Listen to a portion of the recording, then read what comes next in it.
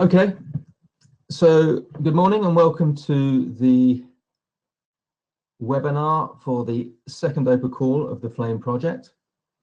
The purpose of the call this morning is to provide potential proposers to our open call, information about the project, information about the expectations of the call, and also some details on the process of making your submission.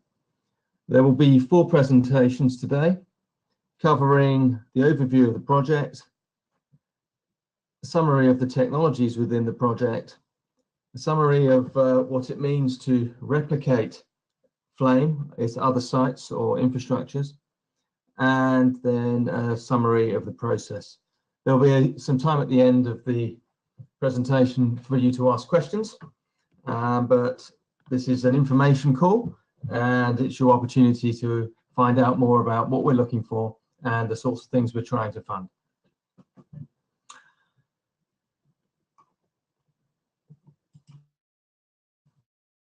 Okay, so our speakers today, firstly there's myself, and my name is Michael Boniface from IT Innovation. I'm the project coordinator. I'm also the head of the IT Innovation Centre. We'll have Dirk from InterDigital, who's our technical manager. He will talk about the Flame platform and the infrastructures and foundation media services around that platform that we are offering. We have Puria from I2CAT, who will be talking about the practical aspects of replicating an infrastructure and the platform. And finally, we have Lamprini from Martel Innovate, who will be presenting about the open call process itself.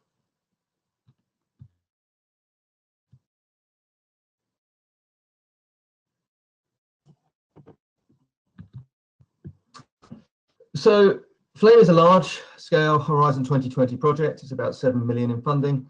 And our goal is to establish an ecosystem for experimentation as a service, using experimentation as a service, where through the experimentation of new media products and services, we can really extract and demonstrate and validate the value of adaptive infrastructures, essentially 5G infrastructures, which incorporate increasingly software-defined compute storage and communication. So we're building interactive media systems, but these systems now have a tighter integration with the networking. The activities are conducted using experimentation. So we're looking for trials and experiments to explore the acceptance, viability, and performance of the offering. And the outcomes are delivered within the ecosystems that surround the offering. So it's as much about the value to the platform provider as it is to the infrastructure provider, the creative industries, the media service providers that surround the platform itself. So the ecosystem is important. We are currently 2 cities and 12 partners. And part of this call is to extend replication to other sites, and we'll hear a little bit more about the difference between sites and cities later on. But the consortium themselves covers many parts of the ecosystem, including the platform providers, content providers, SMEs, some municipalities in Bristol and Barcelona, and some academic and research institutes providing technical capability.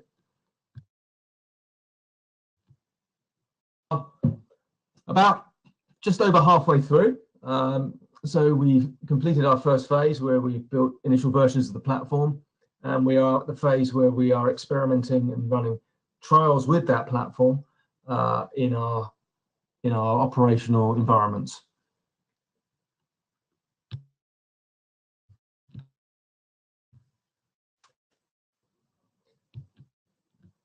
To briefly go through what Flame is offering to partners wanting to propose projects within this call. So first of all, we are offering real-life infrastructures, and what this means is that we have infrastructure deployed at sites, in real operational sites, which includes the opportunity for user trials.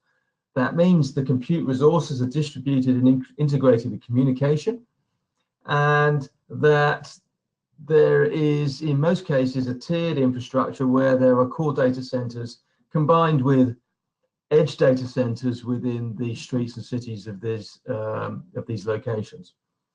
Today we have, down at the bottom here, you can see Bristol and Barcelona as our initial infrastructures. As part of this call, we'll be looking to invest in further infrastructures and sites throughout Europe. On top of the infrastructures, we have a media service platform. And this is a 5G platform that takes advantage of the increasing programmability of communication networks and edge computing, provision of services through network function virtualization into those networks. And the platform itself, which Dirk's going to talk a little bit more about later on, offers four main elements. At its core, we have a capability for flexible service routing, allowing containers and virtual machines to be connected very rapidly within the network. We have surrogate service management, which allows us to provision virtual machines and containers into the network, including into the edge. We have cross-layer management and control, which allows us to understand and observe the behavior of the platform, the services, and the network, and make decisions based on that in accordance with policies. And we have a set of example foundation media services that do core things like transcoding and streaming of content, the sort of thing that you might see in basic scenarios.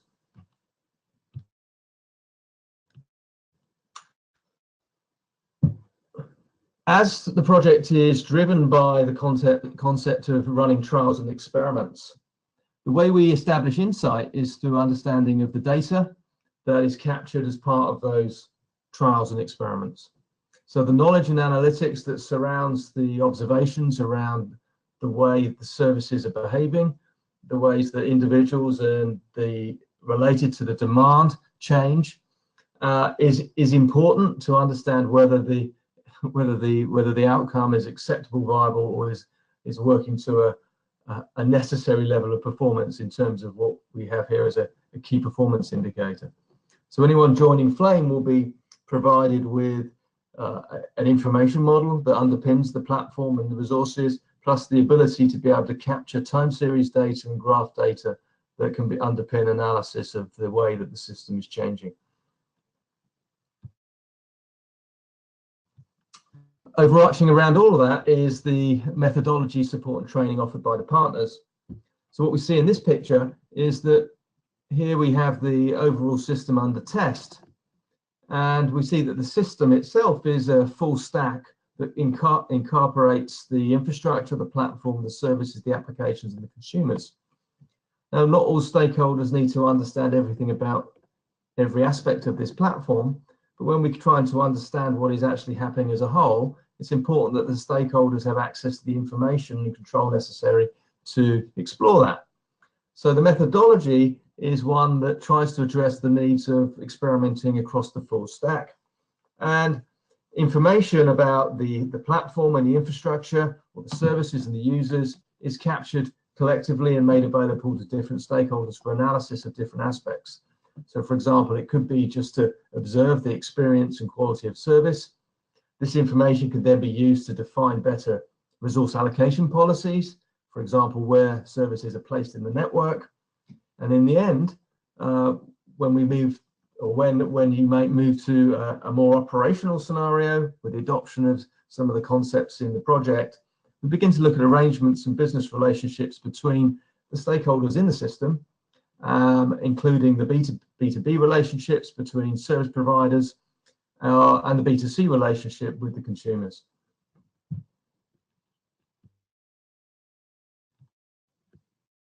And importantly, what Flame offers is, because the nature of the user trials are highly attractive, we have this concept of market showrooms. So by putting services into locations with consumers, you are providing an early beta test of 5G technologies and services.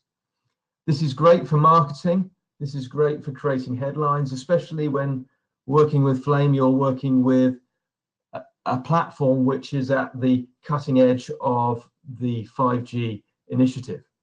There are not many offerings like Flame, if any, that are at the advanced stage that we are today.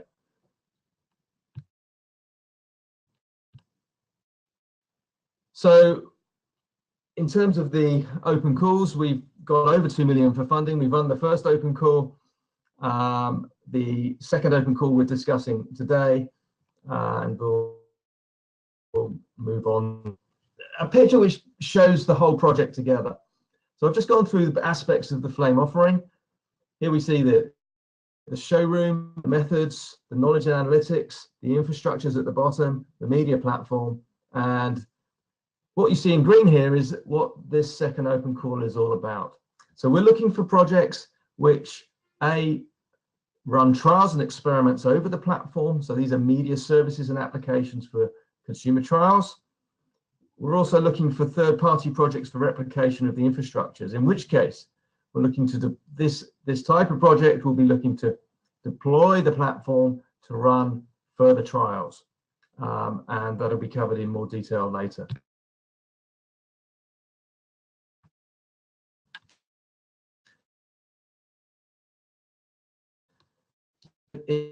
The conceptual view of everything within the project, brings it all together and shows how it fits.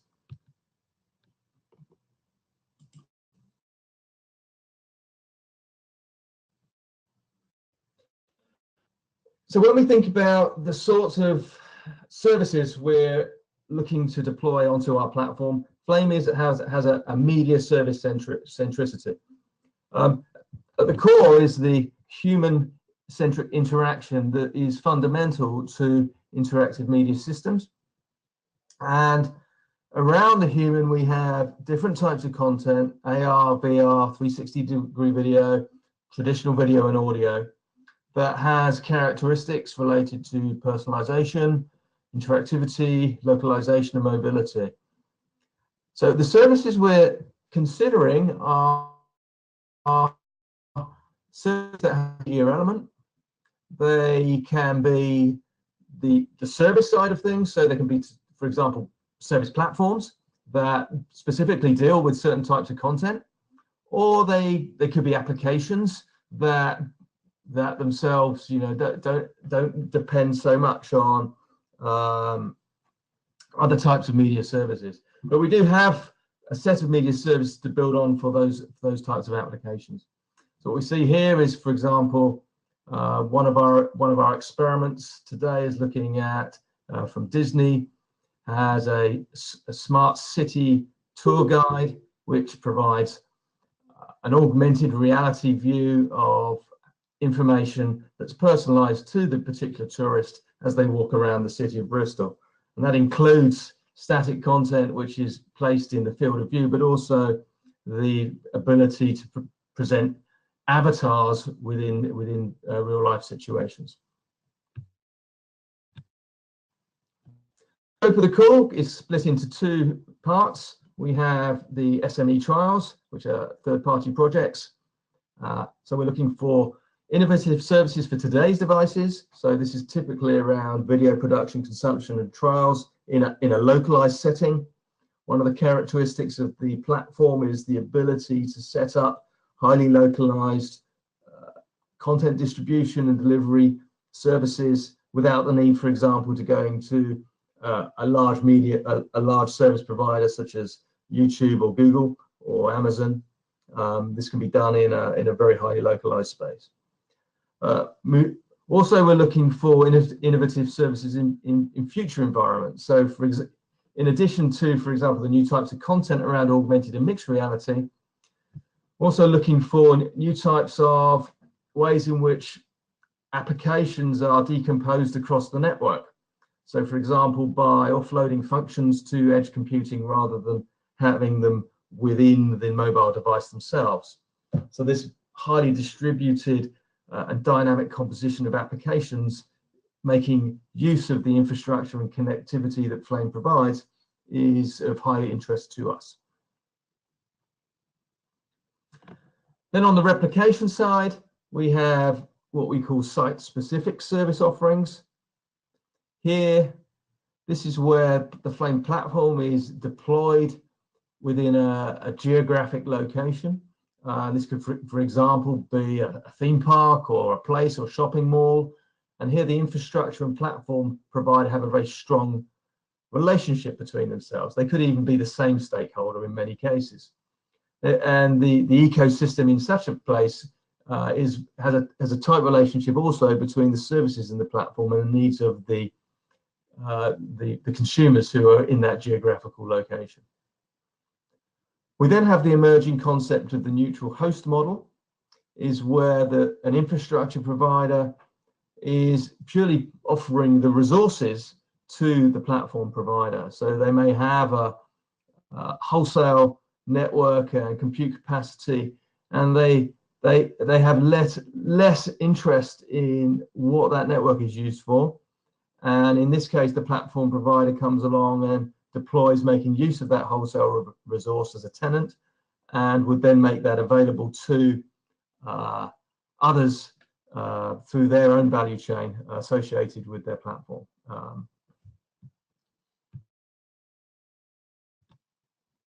So that's the overview of the project and the call. I'm now going to hand over to Dirk. I've got your slide. Do you want me to present them? Yeah, you can do that, or you give me presenters, right? I have them open here as well. Should I make you the presenter? Yeah, you could do that, or you just advance whenever I ask you to. Let's go. Let's go with that one.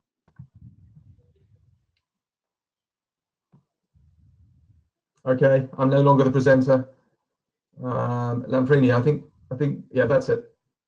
Whatever. Dirk, you're in charge now. Yeah, it should be. I hope it's showing. Isn't it showing? It is showing, but it's not in presentation mode. Yeah. Okay. Good. Good. Yeah. GoToMeeting doesn't give a very good feedback as to when it is actually ready to go. Good. Can you still see my presentation mode? I can see the slides. It's good enough. Oh, then it has. Okay. Then it has moved it to the wrong one. Now you should see the actual presentation mode. I can. Yeah, that's great. Good. Very good. Okay, so thanks, Michael. Yeah, I'll continue on the platform bit that you showed before. A few more details as to the platform and the components. Talk a bit about the foundation media services and the infrastructures, even though we have a separate presentation on the replication and the infrastructures later on as well. So this is just the intro into that into that part. So as Michael mentioned, we have the Flame Service Delivery Platform as at the heart of providing the media services in our applications, and you can see a bit more the component view here of these media services. So we also work in areas like, as Mike mentioned, we position this as a 5G platform. So some of the activities also look at provisioning 5G control planes over the same platform, but the focus obviously, as you can see on the right-hand side, is on the media services. We separated them here into the direct user-facing services sitting on top of this, and then media services either being media services provided by the media service providers or foundational media services being used, to which I will come later on. All of this sits on top of the big blue bit that you can see, which is a dynamic content production and delivery platform. It is layered in nature. It provides cross-layer optimization, which is the red part on the left-hand side, the CLMC, which stands for cross-layer management and control, which allows you to monitor and derive analytics from these monitoring data points across all the layers. So it gives you relatively low-level information as well as high-level user-facing information that can be obtained and then analyzed through own analytics routines. The service function routing is the one that sits the closest to the infrastructure. The infrastructures are the ones that we are replicating onto, which are the two replications I will show later on. We currently support OpenFlow and OpenStack as the core technologies in the infrastructure, and build on top of this the flexible service routing through the service function routing element, which is the orangey bit. on top of which we provide a service function endpoint management and control, which allows you to dynamically control the state of service function implementations in the network. And state here means to place them, to boot them, or to connect them, and therefore make them visible and therefore serviceable in the network. With that, we allow to implement distributed computing models that can execute these service functions in various places in the network in which we provide computer resources. The whole deployment is orchestrated through the Greenbit, the orchestrator, which uses a Tosca-compliant orchestration template to deploy or orchestrate the deployment of the media service and therefore the experiment at hand, and pushes and therefore guides the management, the control, as well as the routing parts in the network. The platform is deployed in those software-defined infrastructures in the replications. Usually, we deploy the platform as part of the replication, and then the actual media experiments are deployed on top of that very platform. And through these type of distributed compute models and the flexible controls for policies, we aim to support enhanced quality of experience along the dimension that Michael presented before. The technical proposition that we achieve through the combination of flexible routing, the foundational services, the analytics we provide, and the orchestration of compute devices, we deliver on the side of the fast and the adaptive metrics, a faster response and therefore a better engagement with the end users. We allow services to be deployed right at the edge of the network, such as in the street cabinet or in the deployments that we have in Bristol in the radio towers. We can position compute just one hop away at best from the user, which gives you low latency access in a number of use cases that you can develop. But we can also distribute workload across the network, not only statically, but also dynamically, because you can control states of the actually deployed instances dynamically based on policies. So certain policies, certain services or service endpoints can be switched on or switched off depending on the load in the network or the latency or any other metric that has been measured and analyzed. We improve service request routing by providing a very fast switching time from one service instance to another. And we're not relying on the DNS for doing that, because the DNS wouldn't allow you to do this. So within typical scenarios, we allow to switch between one service instance in one location and another one to switch between 10 to 20 milliseconds. So that is very, very fast for some interesting type of interactive scenarios. We also overcome the inefficient triangular routing of requests in current IP networks. That's particularly important for mobility scenarios where we directly establish a direct path to the service rather than the typical triangular path. That again leads to efficiency and latency reduction. A particular aspect that we allow is the multicast delivery of HTTP responses, which is used in a number of use cases from AR to HTTP level streaming, where we are able to use very flexible layer 2 techniques to deliver HTTP responses transparently to the otherwise semantically unicast endpoints in the actual network. So users issuing requests to the same or a number of users issuing requests to the same resource will receive the individual responses through an efficient layer 2 multicast, which again reduces the cost in the network and therefore increases the efficiency of the network.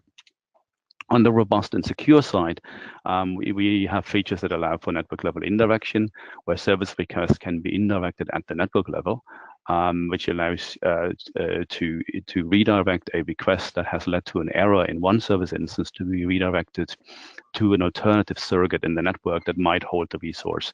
And with that, you implement some kind of network level search among all of the available surrogate instances for a particular resource, leading to potentially new models of content replication, where the content doesn't need to be replicated across all of the instances.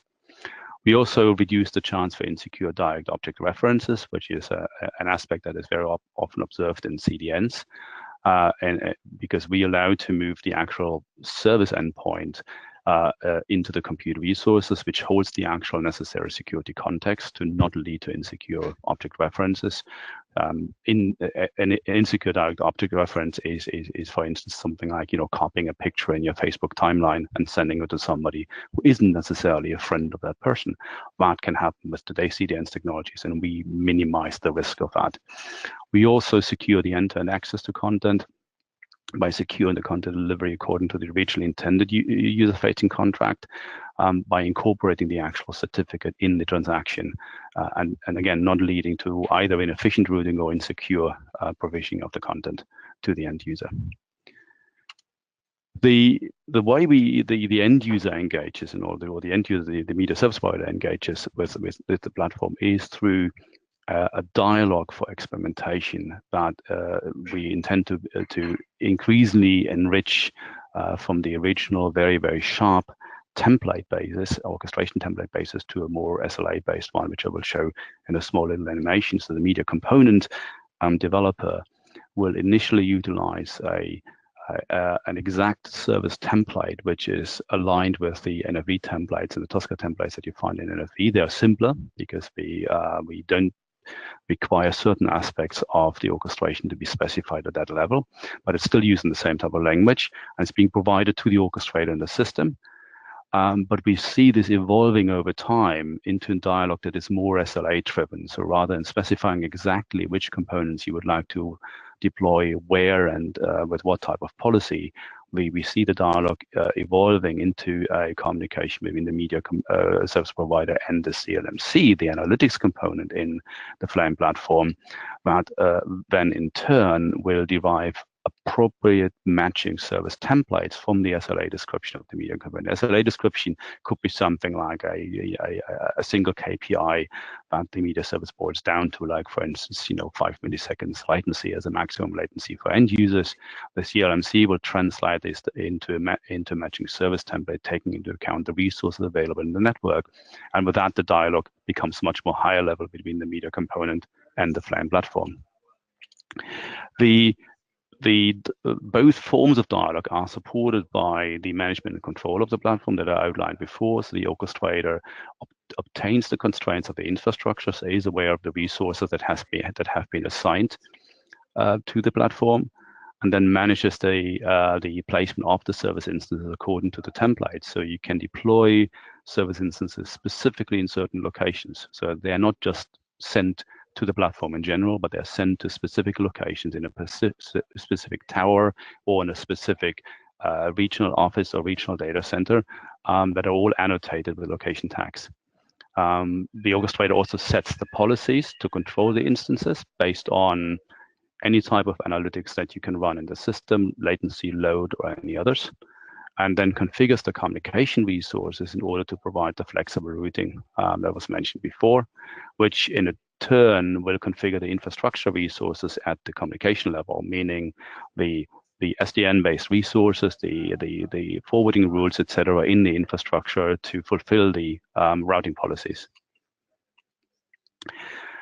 The fourth aspect that Michael mentioned before are the foundational media services, and the role of these foundational media services to support experiments by providing basic building blocks. So instead of needing to do this thing from scratch, we offer these as building blocks that can be used in experiments, but doesn't prevent you from doing them on your own. But it is an offer from the Flame platform side to provide very, very basic building blocks that you can see at the bottom. So the metadata database, adaptive streaming building blocks, content conditioning that also includes transcoding and transwriting, the ingest and storage of content, as well as a media quality analysis, and a fairly new feature is the virtual CDN that's being provided. All of these are building blocks that are provided through images to the actual media service providers that can be used in their own media offering. They are particularly tuned towards taking advantage of the Flame platform, for instance, for replication by using the Flame built-in multicast, the indirection by, again, for a replication scenario, as well as the chaining capability that we have through the orchestration to, for instance, very easily insert the flexible transcoding into the service chain. As also mentioned, we have 2 replications at the moment and seeking additional replications. There will be more information on the replications in a later slide deck. As an overview, you can see here the actual deployment in Bristol.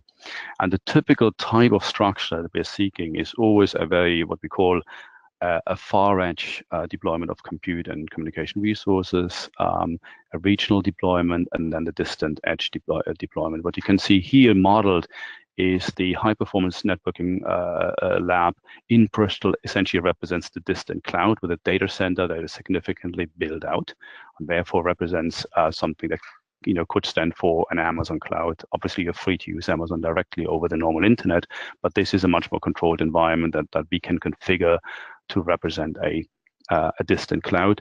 We the Curious, which is the governing body that runs the Millennium Square. The Millennium Square in Bristol is a private square with public access. That's the legal term, I believe. Host in a central location, what we then call the regional data center or the mobile edge compute, which you see in the green bit. And then the Millennium Square itself is built out with a number of radio towers, each hosting not only the communication resources, but also compute resources that are available to media service provider. And that really allows you to place compute service instances straight onto the radio tower. And that's obviously as close as you can get to the user, apart from putting it onto the user device directly, obviously. This is being built and managed through University of Bristol. That's a 5G testbed. The communication resources we provide there are Wi-Fi, there are LTE capabilities, but that obviously ties you into a SIM. And there is an increasing build out of 5G radio technologies as well, all of them in a multi-RAD system in each of the individual towers. A slightly different, just differently, constellated deployment in Barcelona is one along a street where a high-speed radio access is being provided along several lampposts in a street in Barcelona with edge computing capabilities again associated to each of those lampposts. So it gives you the same one-hop experience, but the geographical alignment or the geographical deployment just represents a different scenario, and therefore, might be quite worthwhile for the particular scenario you have in mind.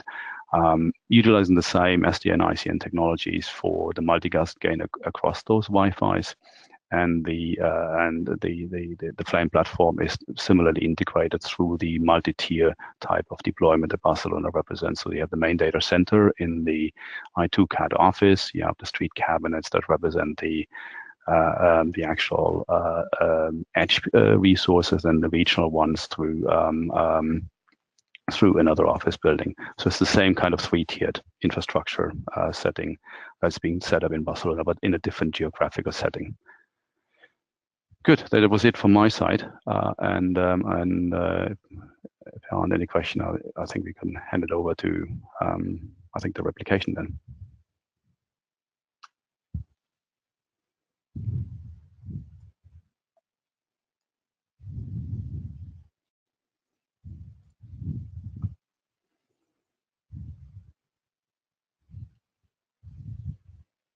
Hello. Can you hear me? Yeah, probably loud and clear. Thank you. Okay. So I think you can see my slides now, right? Yes. Okay, very good.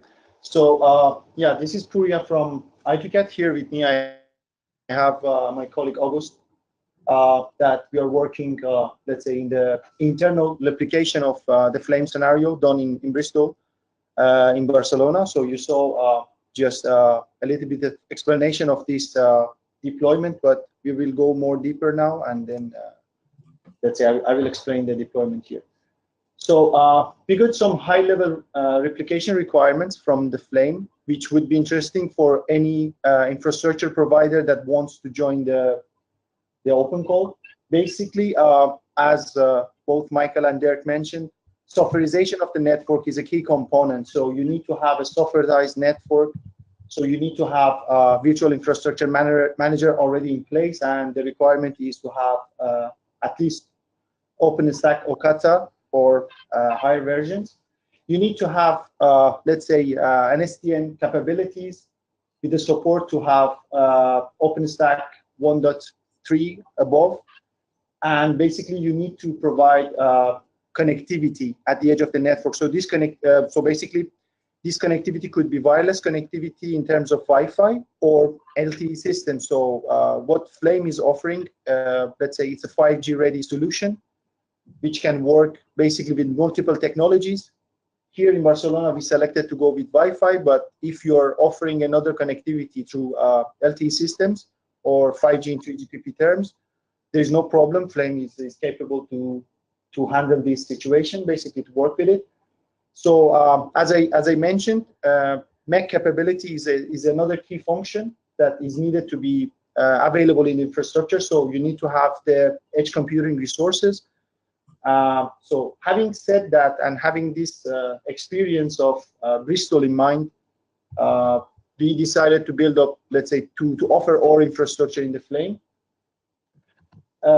So in Flame, as Dirk just said, we have, let's say, a large deployment in Bristol, as you can see here, which is, let's say, represents a high cost deployment. And in Barcelona, we have, let's say, a smaller deployment along just one street and having one street cabinet. So instead of having computational resources per lamppost, in Barcelona, we have just one cabinet hosting an edge capability and then providing the connectivity along the street with some lampposts.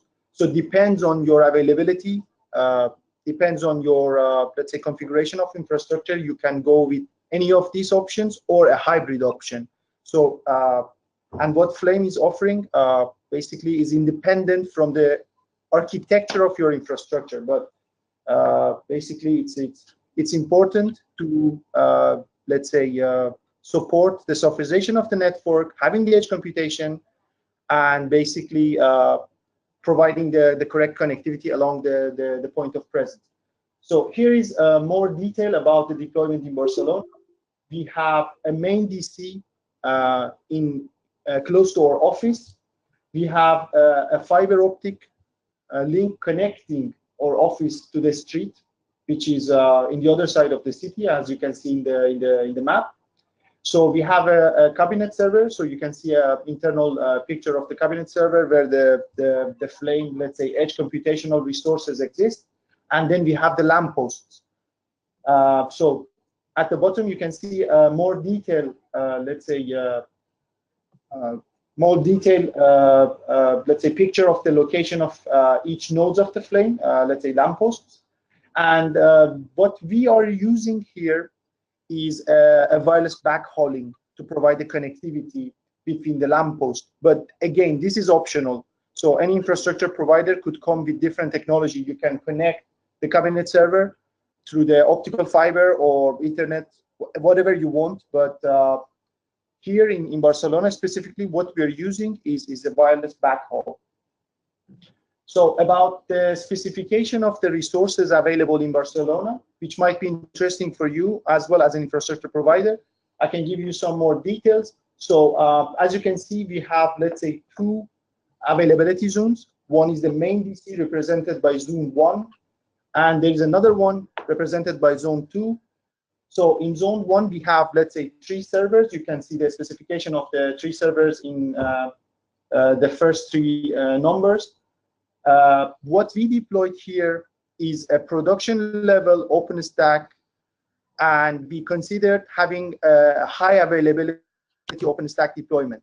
So what does it mean? It means that we consider, let's say, three controllers, so to avoid future failures. But again, this is optional for your infrastructure. So if you have just one OpenStack controller and you don't want to consider, let's say, high availability considerations, it's up to you. But basically, we try to be more, let's say, stable from day one, and that's why we decided to dedicate, let's say, 3 computational resources in the main data center and consider, let's say, high availability deployment of the OpenStack.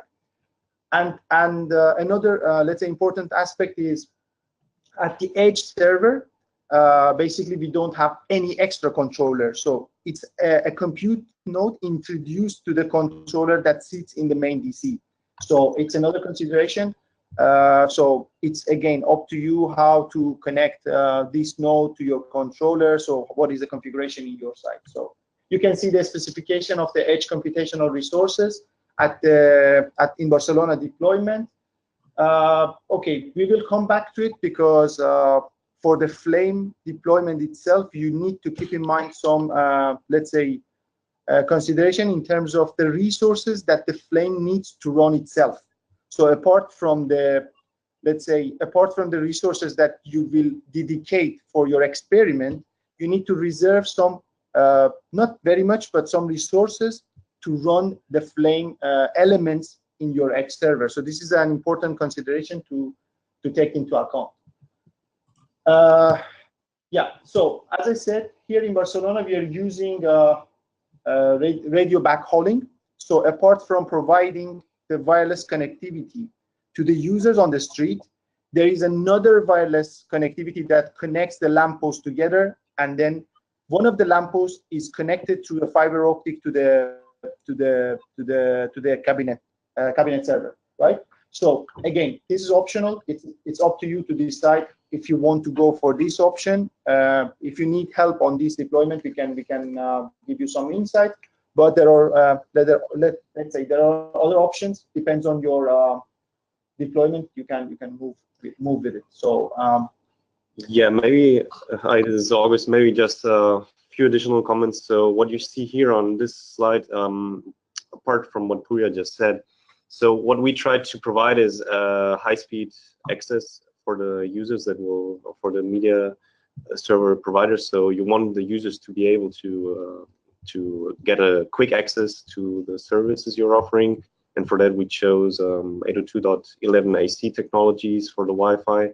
I think this is the current de facto standard for your phones as well. And what I like to highlight here is that when you plan a deployment in your city, you need to take into account these details, the fiber connectivity, what switching elements you have in between, and and many other things. So it's important to keep in mind that, for example, if you want to put anything on the street, of course you need to design the hardware in such a way that it can be actually placed outside, and you need some IP level to avoid rain entering and so on. So these are things that need to be taken into account. Of course, you also need to take into account that when you're deploying on a public space, you may require permissions.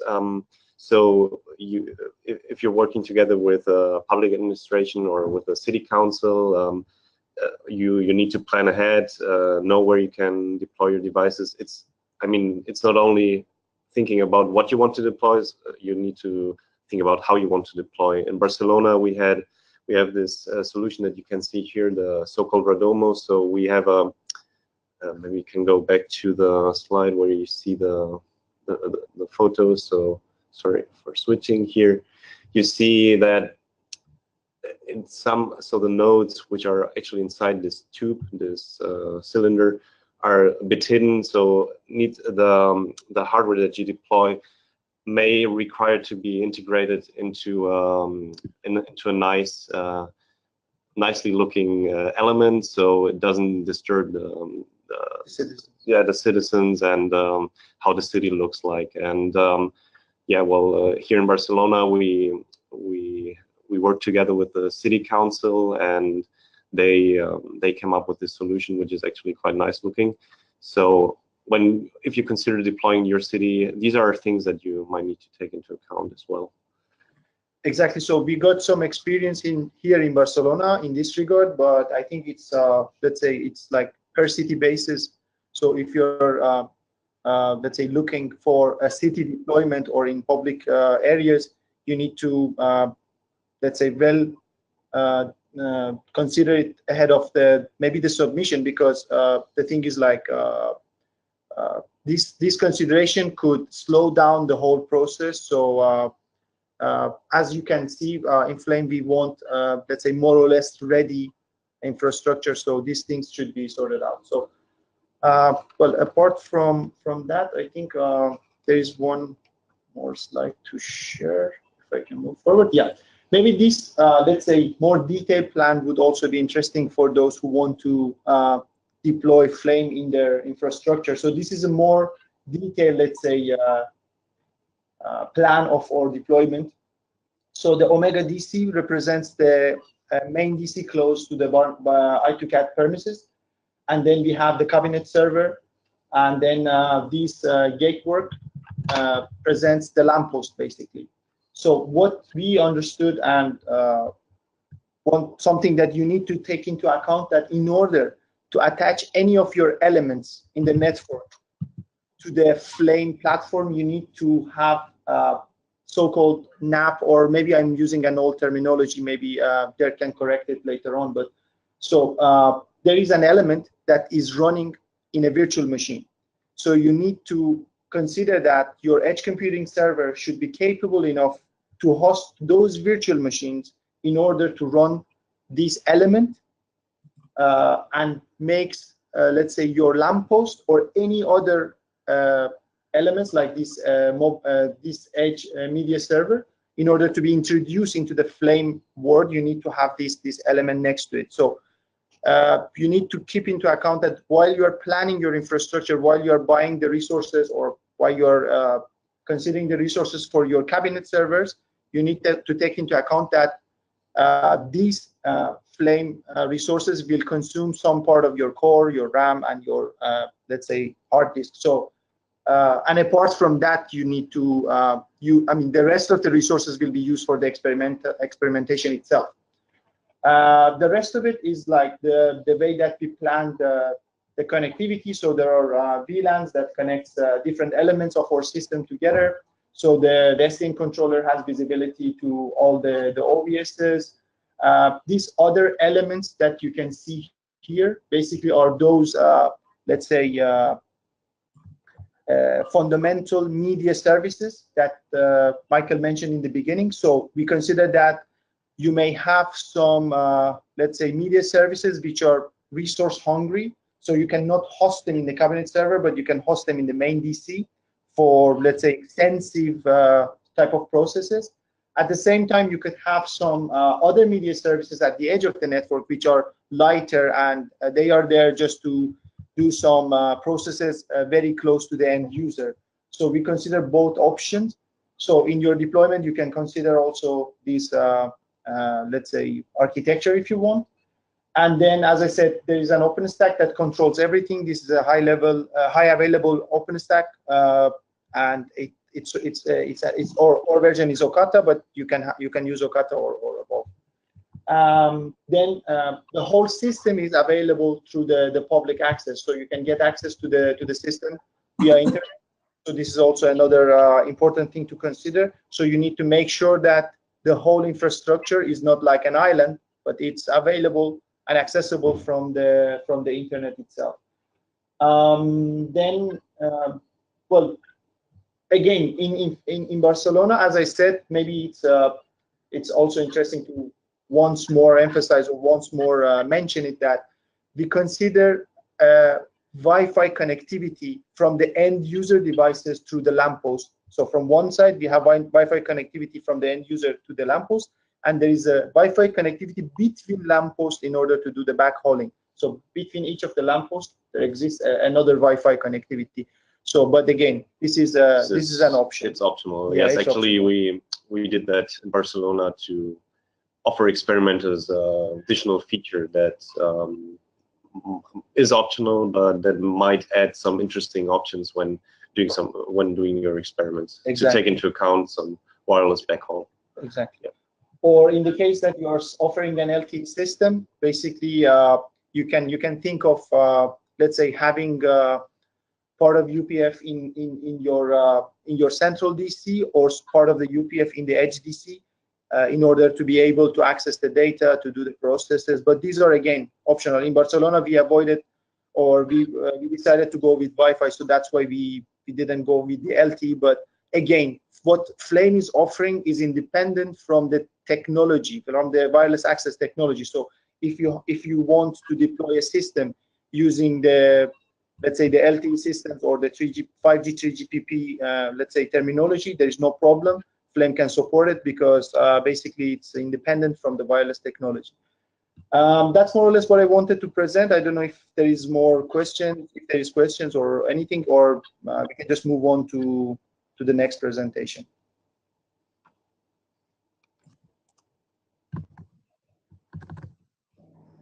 Okay.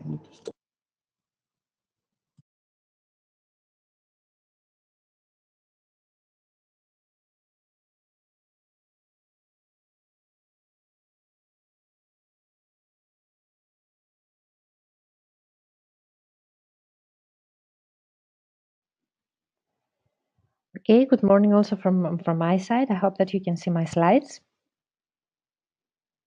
Yes, we can see you, Lamprini. Okay, perfect. Thank you. So my name is Lamprini Kolovou. As Michael said at the beginning, I'm from Martel Innovate, and we will see together some details about the process of for the submission of the proposals. So let's start with the most important information, which is about the budgeting. So we have two types, as we said before, of third-party projects. For the replicators, we will have 3 projects funding. And the maximum grant for this process will be 130,000 each one, and we will have 5 SME trials with a maximum funding of 70,000 euros each one of them. So there are some important information also in the information document about which of the proposals will be considered are eligible. So let's see some important points here. First of all, the proposals should be considered eligible for funding in H2020 projects based on the rules that are provided so far. And the accepted proposals will be only from a single party.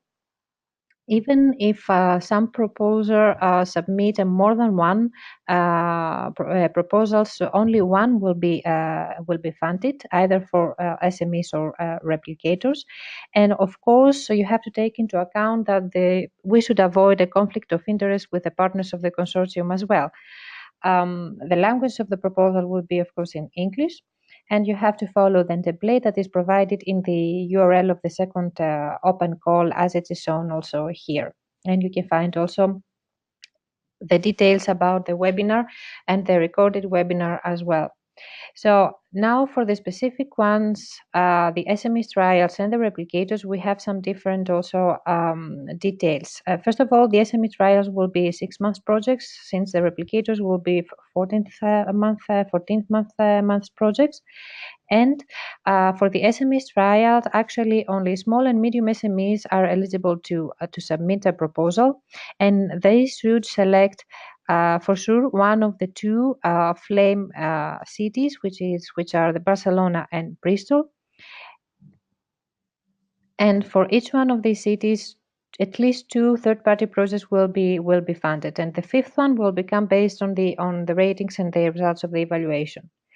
Now, from the replication side, we don't have actually any specific requirement or any rule about the type of the proposers. So this is open. As you can see, almost all the organizations are eligible to submit a proposal for a replicator. But during working on your description, you need to make sure that you provide the necessary information to prove, let's say, that you have access or you own the infrastructure there where you are going to deploy your replicator. And there are some more information about this, the infrastructure in the information document as well. And the coverage, the location that you will select can be in any European country, in any European city, but it has to be justified sufficiently, so to make sure that the deployment of your replicator is covered by the area that you are that you have access for the infrastructure. So let's see some information about the deadlines and actually the process to make clear what are the individual steps. So the open call, the second open call is open since the 5th of December. So you have 2 months actually up to the 5th of February in order to submit the draft proposal. The next step is that after that date, we will have 10 days feasibility check from the consortium of FLAME and specific partners that are responsible to do that. Just to mention that the feasibility check is not an evaluation; it's just to help you and provide you some feedback and comment on what is missing, on what should be improved, or what else should be answered in this proposal in order to make it more advanced, in order to make it more close to the requirements and more close to the specifications for the second open call. So on the 14th of February, you will have the feedback from the feasibility check, and then you have almost 1 month again to submit the final proposal on the 5th of March, and this is that it will be evaluated from the experts. So after that, when the open call is closed and you have submitted all your final proposals, in the mid of April you will have a notification about the final results, and we will know the winners.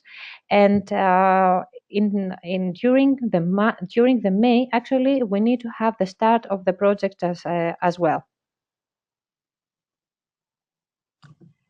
So let's see some information about the feasibility check to make it more clear. So the feasibility check is a compulsory step. That means that you definitely need to submit a draft proposal up to the 5th of February.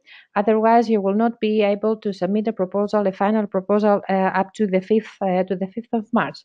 So it is in the formation document. There are specific sessions from the template of the proposals that you should include in order for us to proceed with the feasibility check. For the SMEs trials, there are partners from the two cities, from the Bristol and Barcelona, that will provide feedback and will do the feasibility check. Since from the replicators, there are other partners responsible from the consortium, mostly the technical people, the technical ones, in order to support you, and also from the cities, and also in order to support you, to provide you some feedback about the descriptions and the sections that you will submit.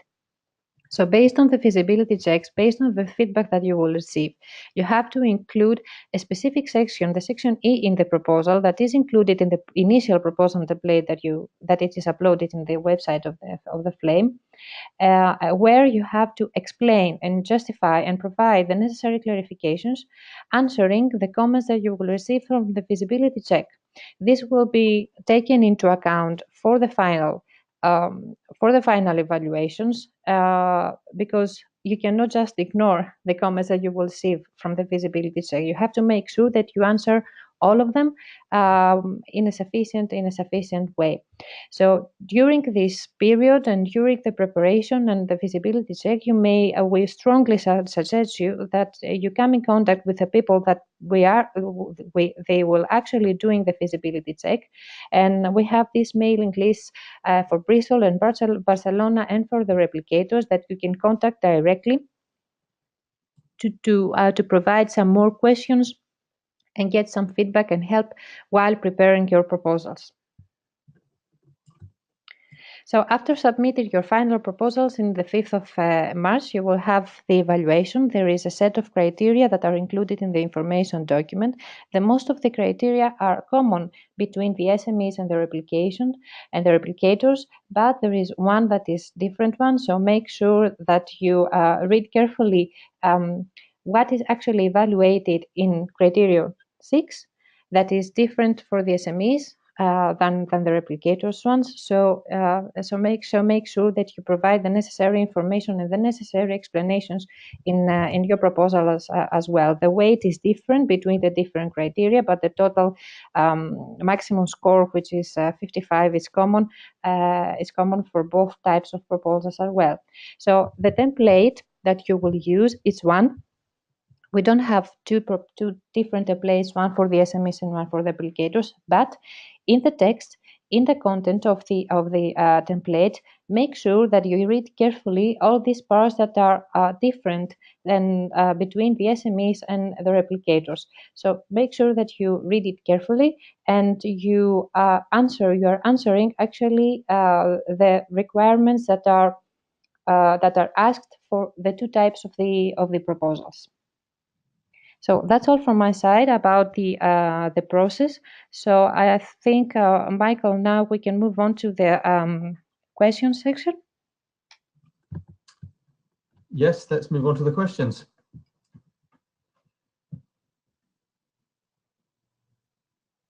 So the floor is open. If you have anything you need clarified, now is the time to ask.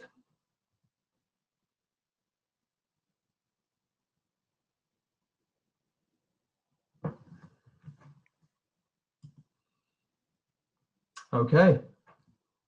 If there are no questions, I would like to thank all the speakers for the information that they provided today. It must have covered everything. So that's what I'll assume anyway. I guess we can call the call closed, and wish everybody good luck who's wishing to make a proposal. Thank you for your time. Thank you very much and good luck. Thank you.